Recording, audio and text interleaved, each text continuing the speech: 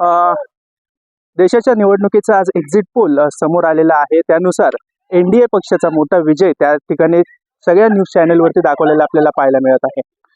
त्यानुसार आपल्याबरोबर हे सगळे महायुतीचे कार्यकर्ते आहेत, ज्यांनी या निवडणुकीमध्ये दिवसरात्र काम केलेलं आहे आणि त्याचसोबतच ह्या पोल नंतर त्यांची काय प्रतिक्रिया आहे आणि कशा पद्धतीत हा आकडे जाऊ शकले याची माहिती आपण त्यांच्याकडनं घेणार आहोत. त्यासोबत आपण पाहू शकतो की या ठिकाणी पुण्यात महायुतीच्या वतीने प्रामुख्याने मंदार जोशी यांच्या वतीने मॅचेस भरवण्यात आले होते आणि त्याच निमित्ताने हे सगळे कार्यकर्ते एकत्र आलेले आहेत. काय सांगाल एकूणच आजचा जो पोल आलेला आहे, आजचा जो आकडे दिसलेले आहेत त्या अपेक्षापेक्षा कुठेतरी पुढे गेलेले आहेत, जिथे 200 आणि 250च्या आकड्यावरती सगळे समाधानी मानत होते नरेंद्र मोदीला. ते कुठेतरी आता 300 पार गेलेले आहेत. 400 नाही पण 377 किंवा 360 असं सगळीकडे वर्तवलं जात आहे. खरंच अशा आकडे होऊ शकतील का? नाही, आपण तर बघता हे अपेक्षितच होतं, पण आमच्यासाठी अनपेक्षित आहे. हा पोल चुकीचाच आहे. नक्कीच 400 पार होणार आहे. आपण बघतोय मोदीजींच्या विकासाच्या नेतृत्वाखाली आणि एनडीएच्या सर्व घटक पक्षांनी एकत्रितरित्या शिवसेना, राष्ट्रवादी काँग्रेस, RPI सर्व घटक पक्षांनी एकत्रित येऊन देशभर या ठिकाणी प्रचार केला होता आणि मोदीजींच्या विकासातला जो विकसित भारताचा जो मुद्दा आहे, भारतासाठी जे ठोस निर्णय आहेत, त्यामध्ये मग सर्व जाती धर्मियांनी एकत्रित येऊन मोदींच्या पाठीशी उभं राहायचं ठरवलं होतं. आणि मी म्हणतो तसं की एक्झिट पोल हा फारसा चुकीचा नाहीये, परंतु फारसा बरोबर नक्कीच या ठिकाणी एनडीए 400 पार नक्कीच करणार आणि हा अबकी बार मोदी सरकार, अबकी बार 400 पार. शिवसेनेच्या वतीने आपण थांबले, पण शिवसेनेला जागा खूप कमी दाखवलेली आहे. 6 ते 7 जागा फक्त शिवसेनेच्या एक्झिट पोलनुसार दिसत आहे. त्यानुसार शिवसेनेने तशी 18 ते 19 जागा लढवण्याच्यावर मोठी संख्या होती. मात्र कुठेतरी हा एनडीए मध्येच किंवा महायुतीमध्ये शिवसेनेला फटका आहे. शिवसेनेला फटका असं म्हणता येणार नाही, कारण की आम्ही महायुती म्हणून सगळीकडे लढलोय. पर्टिक्युलर एक पक्ष म्हणून लढलो नाहीये आणि हा फक्त आत्ताचा एक्झिट पोल आहे. खरा निकाल आमच्या शिवसेनेचे पण किती येतील हे आपण 4 तारखेलाच निकाल बघू. आम्हाला एनडीए कडनं महायुतीकडनं 100% खात्री आहे की गुलाल आमचाच राहणार आहे आणि आम्ही 400 पार नक्की करू. आपण काय सांगाल कुठून आलेत? राष्ट्रवादीच्या वतीने जर बघितलं तर 0 जागा बऱ्यापैकी दाखवलेल्या आहेत, काही ठिकाणी 2 जागा दाखवलेल्या आहेत. मात्र मोठा फटका असेल तरी गुलालाचा विजय जर झालाच तर तुम्हाला साजरा करावा लागेल. काय भावना असतील? कसं आहे, इलेक्शन संपला, आज शेवटचा टप्पा झाला आणि 1 जून ते 3 जून फक्त हे एक्झिट पोल जे आहे ना, हे मनोरंजनाचं काम करते. हा काही निकाल नाहीये, फक्त लोकांचं मनोरंजन करण्याचं काम करत आहे. जो निकाल आहे तो तुम्हाला 4 तारखेला समजेल. एक्झिट पोल म्हणजे निकाल नसतो. त्याच्यामुळे येणारी जी मोदीजींची किमया आहे ती तुम्हाला 4 तारखेला समजेल आणि तिसऱ्यांदा पंतप्रधान होऊन. मोदीजी बद्दल बोलतात पण अजित पवारांची जागा कमी दाखवते, त्याबद्दल काय तुम्ही बोलत ते नाही? पण एक्झिट पोल मध्येच दाखवतंय ना. एक्झिट पोल म्हणजे काय? मनोरंजन. तो कुणी काढला, कसा काढला, तेही अभ्यास करण्याची गोष्ट आहे. त्याच्यामुळे अजितदादा काय आहेत, फडणवीस साहेब काय आहेत, शिंदे साहेब काय आहेत, तुम्हाला येणाऱ्या 4 तारखेला समजेलच ना. पुष्कर सर तुमच्याकडे येणारच आहोत. आपल्यावर यंग कार्यकर्ते आहेत ज्यांनी या सगळ्यामध्ये काम केलं होतं, निवडणुकीमध्ये प्रचार केला होता. मात्र भाजपची जी आपण पुण्याची परिस्थिती पाहू शकतो, कुठेतरी ताळमेळ नव्हता नंतर किंवा काँग्रेसची ताकद वाढली होती असं वाटलं नाही का? त्यानुसार तुम्ही कसं ते टॅकल केलं किंवा युवसेना किंवा म्हणू शकतो आपण यंग पिढीनुसार कशी कामं झाली त्यावेळेस? मुळात भाजपचा उमेदवार जेव्हा घोषित झाला तेव्हाच सगळीकडं आनंदाचं वातावरण होतं आणि तेव्हाच पुणेकरांमध्ये भाजपचा उमेदवार निवडून येणार अशी चर्चा होती आणि तीच चर्चा शेवटपर्यंत राहिली. आपण बघितलं असेल की भाजपच्या उमेदवाराने एकदा सुद्धा वैयक्तिक आरोप केलेले नाहीयेत. त्या उलट अनेक काँग्रेसकडनं स्टंटबाजी करण्यात आली. हे नागरिकांना दिसून आले या गोष्टी. आणि तुम्ही मोदींची सभा झाल्यानंतरचा युवकांमध्ये असलेला हे उत्साह हा खूप जास्त होता. त्यामुळे नवीन जे मतदार होतं ते पूर्णपणे मोदींच्या विकास कामाकडेच होतं, त्यांचा कल होता. त्यामुळे माझ्या मते तरी मुरली अण्णा खूप जास्त मतांनी निवडून येतील असा आम्हाला विश्वास आहे. खूप विश्वास आहे. प्रचंड. आणि येणार 100% येणार. सगळ्यांनी कामं केलीत का तशी? असा आरोप पण आहे की बऱ्याच नगरसेवकांनी कामं केली.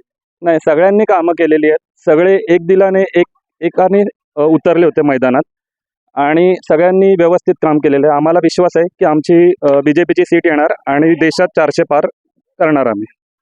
खर्डेकरजी, आपण सातत्याने पाहिलं की 10 जण बरोबर आपण सातत्याने असतं किंवा त्यांची प्रचारनीती, रणनीती ही काटोनकाट तुम्हाला माहिती असते किंवा काहींदा त्यामध्ये तुमचा देखील सहभाग असतो. मात्र बारामतीचं जे स्टेटमेंट झालं त्यानंतर कुठेतरी बॅकफूटवर यावं लागलं का या निवडणुकीमध्ये असं वाटतं?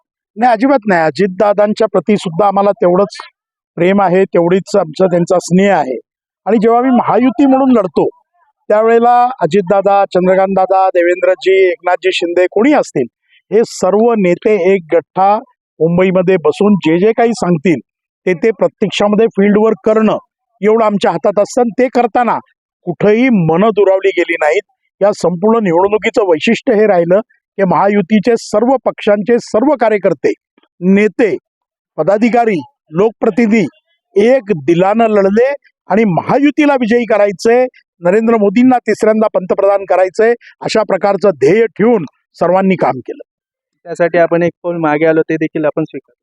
नाही, पाऊल मागे येणं किंवा पुढे जाणं नाही. जेव्हा आपण एक घर म्हणतो तेव्हा घरामध्ये प्रत्येकाची आपली आपली भूमिका असते आणि त्या भूमिकेमध्ये जात असताना थोडंफार एकमेकांची ऍडजस्टमेंट ज्याला आपण म्हणतो ती करावी लागते.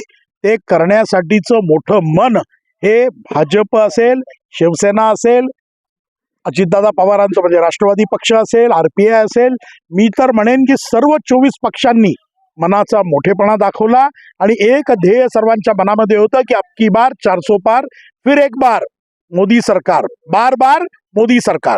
आणि या एकमेव ध्येयानं प्रेरित होऊन सर्वांनी अतिशय उत्तम पद्धतीनं काम केलं आणि त्याचा फल आज आपण बघतो एक्झिट पोलमध्ये. पण तरीही मला असं वाटतं की हा जो माइंड गेम आम्ही सेट केला होता, अबकी बार 400 पार, निश्चितपणे 4 जूनला ज्या वेळेला निकाल लागतील त्यावेळेला 400च्या जादू या आकड्याकडे आमची वाटचाल झालेली असेल. 400च्या जादू आकड्याकडे वाटचाल झाली असेल. 100% झालेली असेल. म्हणजे या एक्झिट पोल यापूर्वी आलेला आहे. मग यापूर्वी जर विधानसभा बरेच चार राज्यांच्या विधानसभा झाल्या त्यावेळेस कुठेतरी हा एक्झिट पोल काँग्रेसच्या बाजूने झुकला होता, मात्र निकाल काहीतरी वेगळा होता. अशी काय अपेक्षा किंवा अशी काही शक्यता होऊ शकते? ते तर आता मी सांगतोच आहे आपल्याला की म्हणूनच की आता जे 350, 368, 375 असे आकडे येत आहेत ते 400च्या पुढे जातील. महाराष्ट्रात सुद्धा काही ठिकाणी भाजपला, NDAला, राष्ट्रवादीला जी पिछेहाट दाखवली जाते ती होणार नाही. आणि निकाल मी आपल्याला एवढंच सांगेन की लोकांच्या अपेक्षेपेक्षा जास्त चांगल्या पद्धतीनं निकाल लागतील. पुणे जिल्ह्यातल्या तर 4 जागा आम्ही जिंकणार आहोत. म्हणजे सुनेत्रा वहिनी निश्चितपणे या ठिकाणी विजय होतील, मुरली अण्णांचा विजय निश्चित आहे, शिवाजीराव आढळराव पाटील असतील किंवा श्रीरंग मारणे असतील. आम्ही सर्वजण अशा पद्धतीनं काम केलं की या 4 जागा आम्ही जिंकणार आहोत. एक्झिट पोलमध्ये यातल्या 2 जिंकू 2 हरू अशा पद्धतीचं काय काय चालू आहे. पण 48 जागांपैकी 40 जागा ही महायुती निश्चितपणे जिंकेल असा मला विश्वास आहे. प्रसिद्ध प्रमुखाचं जेव्हा काम करत असताना सगळ्या पक्षांना घेऊन चालावं लागतं, तिथे सगळ्यांची नावं टाकावी लागतात.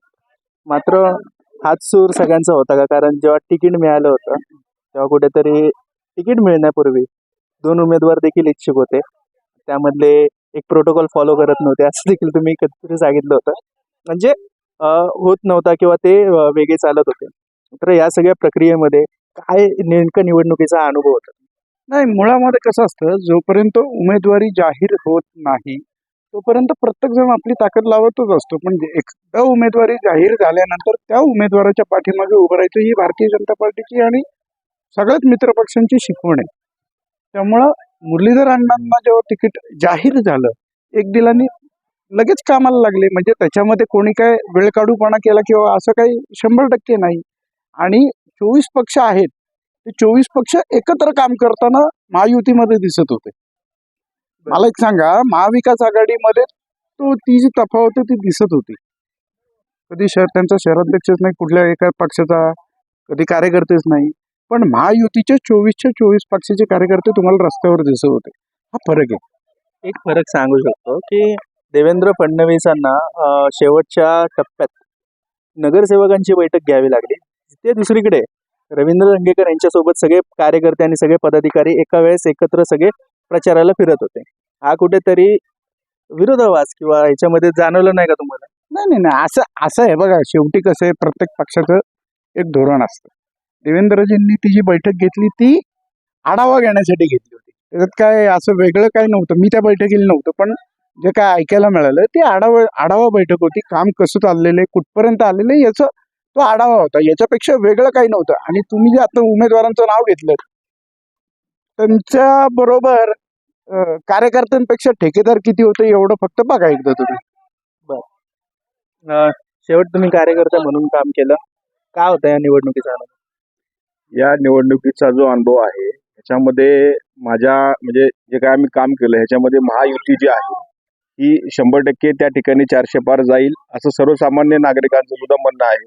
या ठिकाणी मोदीजींवर पूर्ण विश्वास हा सगळ्या सर्वसामान्य लोकांनी सगळ्यांनी टाकलेला आहे. आणि आमच्या राष्ट्रवादी काँग्रेसच्या ज्या काही जागा असतील त्यामध्ये सर्वात महत्त्वाची जागा म्हणजे बारामतीची आहे, त्याचं देशाकडे लक्ष लागलेलं आहे. त्या जागेवरचा निकाल हा आम्ही 100% ही जागा सुनेत्राताई पवार ह्या 1 ते 1.5 लाख मतांनी 100% निवडून येतील असा आम्हाला पूर्ण विश्वास आहे. त्याच्यामध्ये आम्ही भारतीय जनता पार्टी जी आहे त्याला आम्ही फार महत्त्व, त्यांनी आमच्यासाठी फार त्या ठिकाणी मेहनत सुद्धा घेतलेली आहे आणि त्याच्यामुळे आमचा विश्वास 100% होईल. खूप धन्यवाद. आपण एकूणच महायुतीच्या सगळ्या पदाधिकारी आणि सगळ्या कार्यकर्ते सर्व पक्षांच्या कार्यकर्त्यांसोबत बातचीत केलेली आहे. एनडीए एक्झिट पोलनुसार आकडा ते वन साइडेड सत्ता स्थापन करत आहे असं सगळ्या बातम्यांमध्ये आणि सगळ्या पोल्समध्ये आपल्याला पाहायला मिळत आहे. मात्र हा फक्त पोल्स आहे, खरा निकाल अजून येणं बाकी आहे आणि अजूनही आकडे वाढू शकतात अशी अपेक्षा या सगळ्या कार्यकर्त्यांनी व्यक्त केलेली आहे. मात्र खरा आकडा काय असेल आणि या विरोधात महाविकास आघाडीच्या कार्यकर्त्यांची काय प्रतिक्रिया असेल हे पाहणं आता महत्त्वाचं असेल. पुण्याहून मी आदित्य पवार, महाराष्ट्र.